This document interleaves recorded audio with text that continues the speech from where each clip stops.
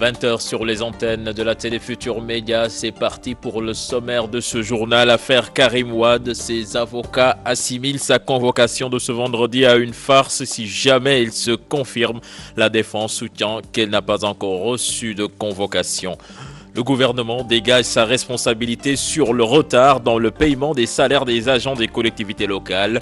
Il n'exclut pas de prendre des mesures à l'encontre des élus locaux fautifs pour faire régner l'ordre. La fiabilité des compteurs intelligents de la Sénélec remise en cause par les populations de Grand Médine, idem pour SOS Consommateurs. Le Sutelec pense totalement le contraire. À suivre en fin d'édition, le dossier santé qui s'intéresse aujourd'hui à l'erreur médicale et ses conséquences. Voilà le sommaire de ce journal. Les développements, c'est dans un instant.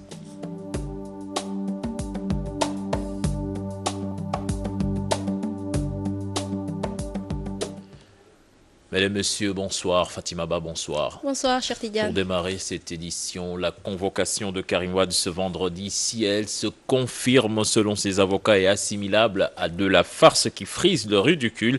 La défense déclare cependant ne pas recevoir de convocation pour ce procès. Je vous propose là-dessus d'écouter Maître Cyril Clédorli au micro d'Adi Atala.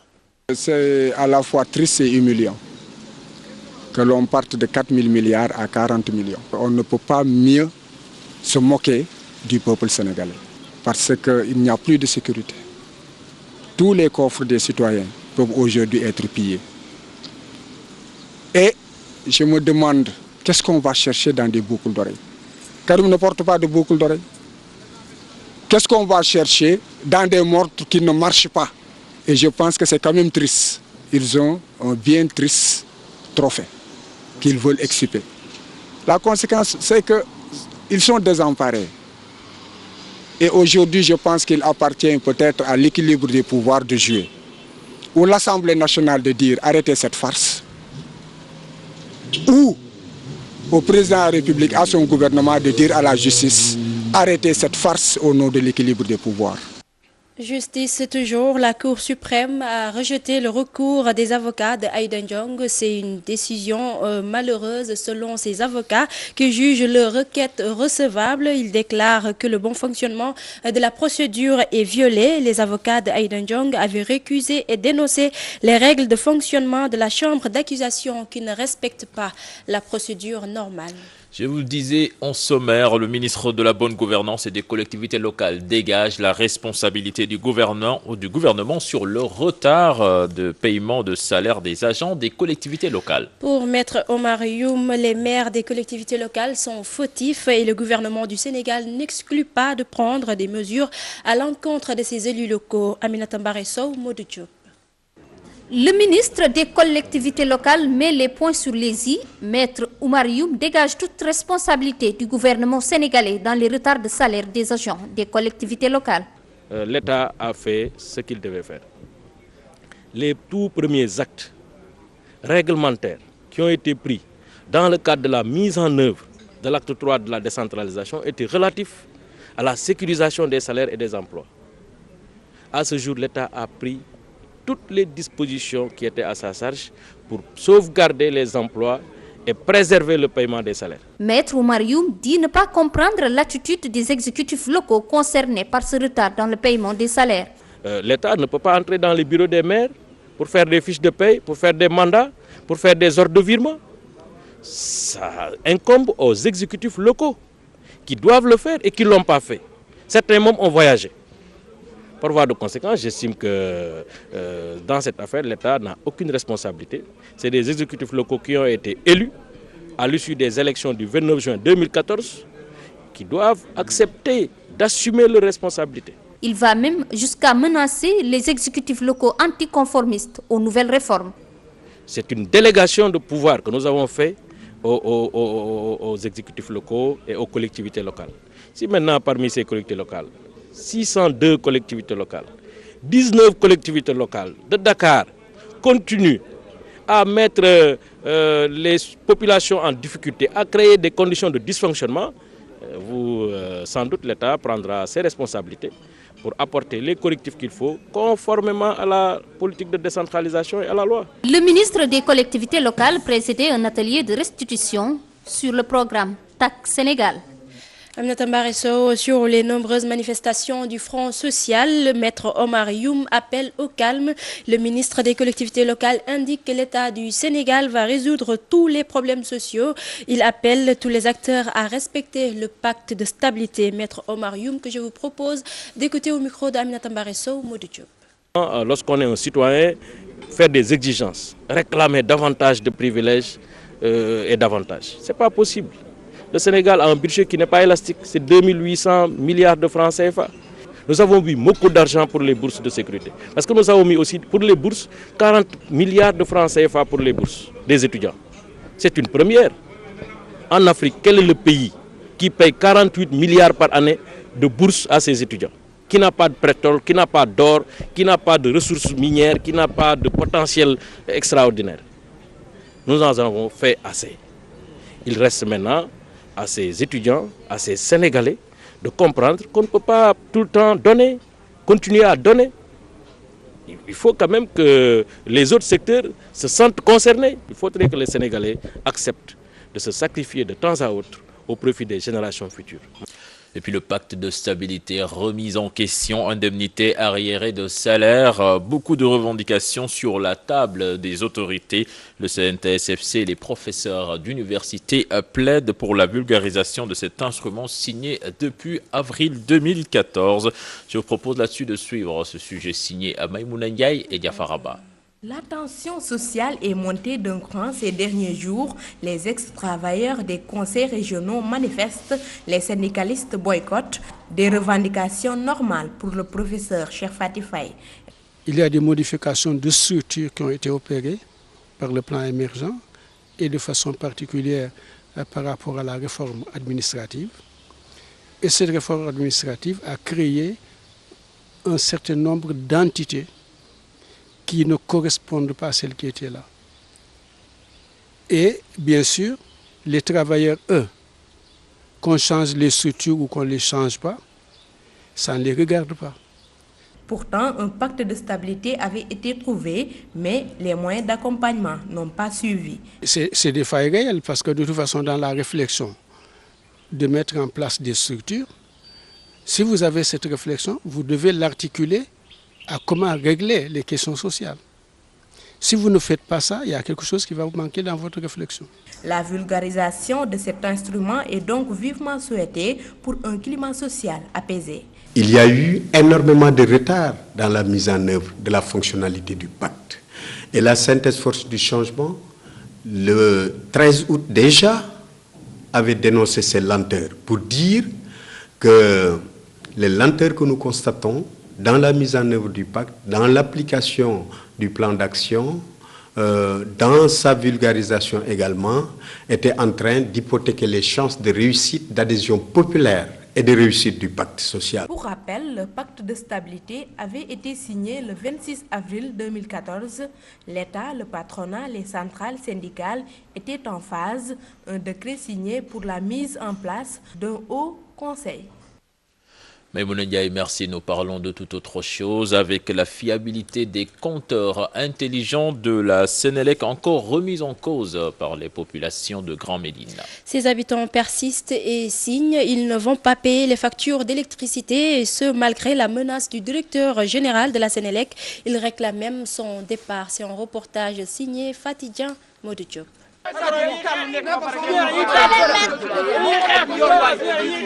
La tension est vive à Grand Médine ce matin. Ici, l'amertume est le sentiment le mieux partagé. À l'origine de ces contestations, les compteurs intelligents. Les nouveaux compteurs là, depuis qu'on a amené ici, jusqu'à présent, on nous a coûté cher, vraiment. On nous a coûté cher. Vraiment, il y a des compteurs, il y a des factures 8 000 francs ou bien facture 25 000 francs. On a augmenté jusqu'à 100 000, 150 000. Ça, c'est trop cher. Nous ne sommes pas d'accord de la fiabilité qu'ils disent. De toute façon, hier, la commission a déposé son pré-rapport. Et ce qu'il attendait de nous, c'était de faire des amendements par rapport à ça. Et nous étions en train de lire ce rapport pour faire ces amendements. Dessus, ces consuméristes en veulent à la Sénélec. Pour le moment, pas question de payer les factures d'électricité, selon eux. Nous les attendons de pied ferme. Nous ne payerons rien.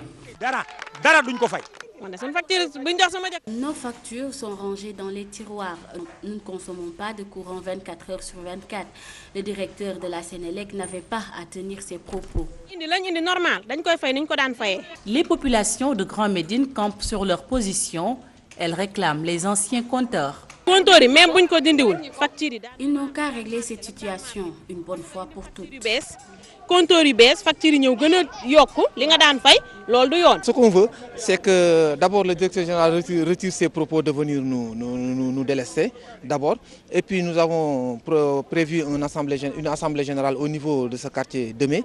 Donc c'est pour expliquer aux populations. Mais ce que nous voulons, c'est d'attendre que ces travaux soient finis. Le pré-rapport rendu par la Commission de régulation du secteur de l'électricité est à l'origine de ces réactions remontées. Les habitants de Grand Médine exigent même le départ du directeur général de la Sénélec. Fatih Dian, les nouveaux compteurs de la Sénélec rejetés par les populations, la société impose sa généralisation après le pré-rapport de la Commission de régulation de l'électricité. Oui, SOS Consommateurs doute également de la fiabilité de ces compteurs. Le Sutelec pense tout le contraire. Un reportage signé Fatou Bintou Kanté et Alioune Diagne. La polémique continue d'enfler sur les nouveaux compteurs de la Sénélec. Malgré le pré-rapport de la Commission de régulation de l'électricité, les associations de consuméristes doutent de sa fiabilité. Nous avons toujours dénoncé, nous avons toujours mis en doute la fiabilité de ces compteurs. Parce qu'il n'y a absolument aucune logique à ce que un abonné qui n'a pas changé son matériel, qui a toujours le même matériel pratiquement, qui reçoit moins d'électricité, moins de fourniture d'électricité pour la période concernée. Vous recevez moins d'électricité, vous avez les mêmes appareils et pourtant vous payez 2 fois ou 2 fois plus. Par contre, le Sutelec trouve que ces nouveaux compteurs peuvent avoir un effet bénéfique pour les populations, mais aussi pour la Sénélec qui va faire face aux nombreux cas de fraude. Ce que l'on peut dire, à partir des tests qui ont eu lieu et de leur qualité, ils sont très fiables. Ils sont très fiables et c'est de l'intérêt de Sénélec et du consommateur d'avoir ces nouveaux compteurs. Ces nouveaux compteurs permettent d'éradiquer la fraude. Ces nouveaux compteurs permettent, en fait, si cette fraude est éradiquée et qui tourne autour de 27 milliards, ça permettra de réduire le prix de l'électricité. En tout cas, pour sa généralisation, Maître Massorna Kane de SOS Consommateurs y oppose un niet catégorique. Même si Arona Diakhaté de Sutelec pense que c'est juste un problème de communication avec ces nouveaux compteurs. Les gens continuent à contester. Alors, si déjà on a commencé à poser des compteurs à Grand Médine et que ça soulève autant de tollés, autant d'histoires, autant attendre avant de généraliser, de voir que ces compteurs sont réellement fiables.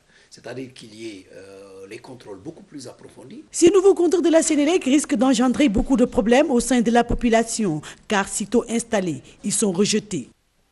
Le programme TAC Sénégal a tiré le bilan de la première phase de ses activités. Des réalisations sont notées dans le Ferlo et dans la région de Fatick pour s'adapter au changement climatique, mais également réduire l'émission de gaz à effet de serre sur l'environnement. Un atelier s'est tenu ce matin à Dakar pour évaluer ce programme. Écoutons à ce propos Boubacar Dia. Il est le coordonnateur du programme. Il est au micro d'Aminata Mbaresso. Il y a eu 6 régions concernées. Il y a eu les 5 régions de l'entente Ferlo, à savoir Louga, Saint-Louis, Matam, Kaffrine et Tambacounda, plus la région de Fatick. Donc nous avons eu à réaliser 2 plans climat territoriaux intégrés. Un pour Fatick et le deuxième plan pour l'ensemble des régions de l'entente Ferlo. L'objectif ultime du programme, c'était l'élaboration des plans climat. Mais parallèlement à ce processus d'élaboration des plans climat, qui est un processus extrêmement long, que nous avons voulu inclusif et participatif, nous avons eu à réaliser ce qu'on appelle des projets pilotes. Et ces projets pilotes se traduisaient en termes d'électrification solaire, de foyers améliorés, de reboisement, parc à vaccination. C'est-à-dire qu'il s'agissait là de voir quels sont les besoins les plus urgents des populations et surtout les besoins pour lesquels il y avait des débuts de solutions. Et le projet est venu accompagner, élargir et pour faire en sorte que des résultats soient plus probants. Désormais, il sera beaucoup plus facile pour les Sénégalais de l'extérieur d'obtenir des papiers d'identification et de passeport. Des efforts dans la délivrance des documents ont été faits par l'État du Sénégal. Ainsi, des bureaux de passeport seront installés dans les consulats du Sénégal en Amérique centrale et dans certains pays de l'Europe. Le fonds d'appui aux Sénégalais de l'extérieur est passé de 300 millions à 3 milliards. C'est ce qu'a déclaré le secrétaire d'État des Sénégalais de l'extérieur, Souleymane Jules Diop, à l'occasion de la journée du migrant. Je vous propose de l'écouter au micro de Dissa Prera. Le FAISE est passé de 300 millions à 3 milliards cette année. En même temps, le fonds d'assistance aux Sénégalais de l'extérieur est passé de 50 millions à plus de 500 millions. C'est ce qui nous a permis cette année de faire ce que peu de pays font aujourd'hui, à part les pays riches et développés, de trouver nos compatriotes à l'étranger, au Cameroun, en Centrafrique, même au Maroc, affréter des avions pour les faire revenir parce qu'ils étaient en situation de détresse. Concernant une difficulté récurrente qui était la question des pièces d'identité et des passeports, des efforts ont été faits et c'est ainsi que depuis 6 mois, nous avons entrepris des efforts aux États-Unis, en Amérique centrale, en Amérique du Sud, récemment en Italie où nous avons ouvert un bureau consulaire à Naples et transformé l'ambassade à Rome en centre de production de passeports. Nous venons de le faire en Espagne, l'ouverture d'un bureau consulaire à Barcelone, où sont concentrés la plupart des Sénégalais. La 23e édition de la Foire internationale de Dakar s'ouvre ce jeudi. 24 pays participeront à cet événement et la sécurité est assurée par la gendarmerie. La FIDAK est aussi un moment d'échange. Des milliers de gens venus de l'étranger vont se rencontrer. Le CICES a également pris toutes les dispositions pour parer à la maladie d'Ebola. C'est un reportage signé Pape Faraning et Mardian. Tout est fin prêt pour accueillir la 23e FIDAK. Près de 24 pays sont attendus cette année. L'ouverture est prévue ce jeudi, mais pour la cérémonie officielle, ça sera ce vendredi. Le directeur du CICES souhaite la présence du chef de l'État pour rehausser l'événement. Ce jour d'aujourd'hui, nous avons vraiment une satisfaction parfaite. À ce jour, je ne suis pas informé de la personnalité qui va venir à la cérémonie d'accueil. Mais notre souhait, c'est d'avoir le président de la République du Sénégal et le président de la République fédérale du Nigeria. C'est notre souhait. Rien n'est laissé en rade pour une meilleure FIDAK qui coïncide avec les 40 ans du CICES.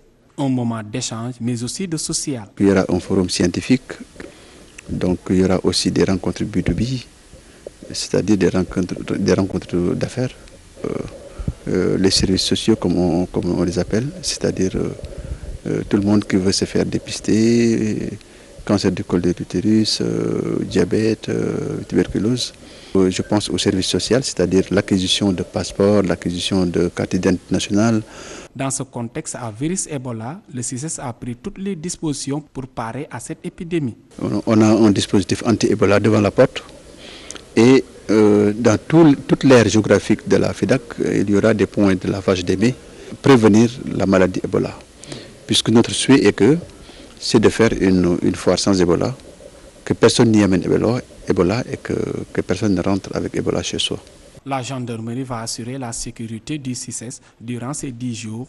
Les visiteurs seront gratifiés aussi tous les soirs d'un concert animé par les artistes sénégalais pour joindre l'utile à l'agréable.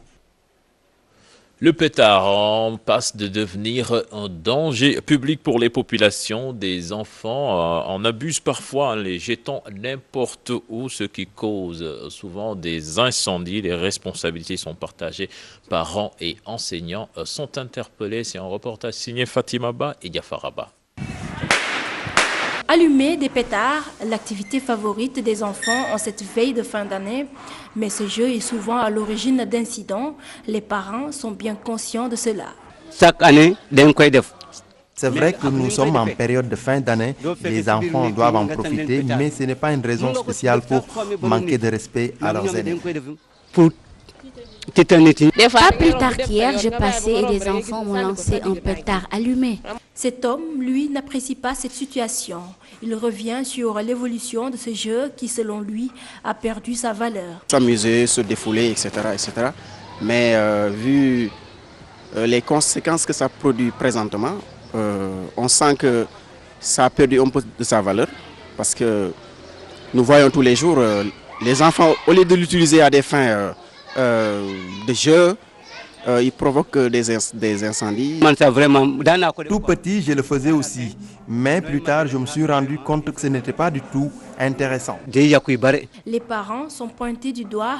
L'éducation de base doit être assurée et sur ce, les enseignants sont interpellés. Il faut conscientiser les enfants, il faut leur expliquer le danger que présente donc ce genre de pétard. Je crois même au niveau des écoles, c'était aussi une occasion aux enseignants, au personnel, au directeur, etc. Tout le monde est interpellé. Nous, parents, devons également conscientiser les enfants par rapport à cela. Il ne suffit pas juste de leur donner de l'argent pour qu'ils se fassent plaisir, il faut aussi les contrôler. Une maison a pris feu ce mardi à Grand-Yoff, à l'origine l'explosion d'un pétard. Ce que certaines personnes déplorent, les parents promettent de veiller sur les enfants, même s'ils reconnaissent que ce sera tâche difficile.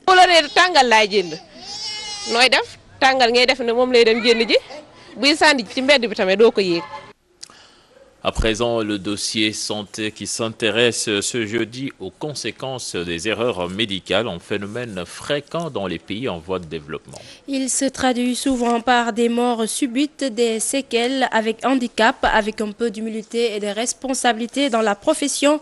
Beaucoup de ces erreurs peuvent être évitées. C'est un dossier signé Fatou Kinedem à Tanarba. Erreurs médicales, plusieurs personnes en sont victimes. Des faits rarement déclarés ou dénoncés. J'ai vu un médecin qui m'a consulté normalement. Enfin, pour moi, c'est normal. Et après ça, il a dit effectivement que j'avais une angine et une grippe. J'ai acheté les médicaments pendant 5 jours. Je me suis traité avec ces médicaments, mais j'avais toujours mal à la gorge. Donc, je suis allé voir un ORL qui, lui, m'a changé complètement de traitement parce qu'il m'a dit que ce n'était pas du tout une angine, c'était une remontée gastrique qui m'avait fait une rougeur au niveau de la gorge. C'est un ami qui, juste avant le Magal de Touba, c'était la même période, après il avait fait un accident sur la VDN. Et ce qui s'est passé, c'est qu'on a appelé les urgences. Quand ils sont arrivés, ils ont vu juste des points de suture sur son corps. Donc ils ont dit juste qu'il y avait des égratignures et des points de suture. Et quand il est reparti, après on s'est rendu compte qu'il avait une hémorragie interne. Et ce qui malheureusement lui a coûté la vie. Incompétence ou laxisme, 80% des erreurs médicales pourraient être évitées. La responsabilité médicale s'impose dans ce sens. Les professionnels de la santé de rappeler les fondamentaux, entre autres l'examen clinique. Il faut bien examiner les malades de la tête aux pieds. Je suis infirmier, il y a des choses que je reçois qui me dépassent, je m'en réfère au médecin. Je suis médecin, je reçois un tableau qui est complexe, qui me dépasse un peu, je m'en réfère aux autres collègues médecins. Tant que la décision, et quand on garde à l'esprit que la décision d'un diagnostic peut être collégiale, nous sommes protégés. L'autre règle incontournable, la communication entre le patient et le médecin. Souvent on dit, écoutez le malade, il est guéri, on vous donne le diagnostic. Pour parer à ces manquements, les professionnels plaident pour un renforcement du système sanitaire. Il faut d'abord qu'on ait des ressources humaines en quantité et en qualité. C'est l'intérêt pour nous, dans nos structures, de relancer ce qu'on appelle la formation médicale continue. Toute notre vie, nous devons être au point sur l'évolution de la médecine, sur l'évolution de la science et sur l'évolution de la recherche. Erreurs dans les interventions chirurgicales avec parfois d'instruments oubliés dans l'organisme, surdosage médicamenteux, confusion de médicaments, les conséquences sont incommensurables, mort subite, de graves séquelles. La remarque au Sénégal, les victimes ne sont jamais indemnisées ou rarement. Pour les responsables, ils échappent à des procédures pénales. Fatou Kinedem, merci. Voilà, c'est la fin de ce journal. Prochain rendez-vous pour l'information, ce sera à 0h avec le tout en images. Mais tout à l'heure, ne ratez pas ce rendez-vous avec Eumocène. Un entretien très intéressant. Excellente suite de programme en compagnie de la Télé Futurs Médias. Au revoir.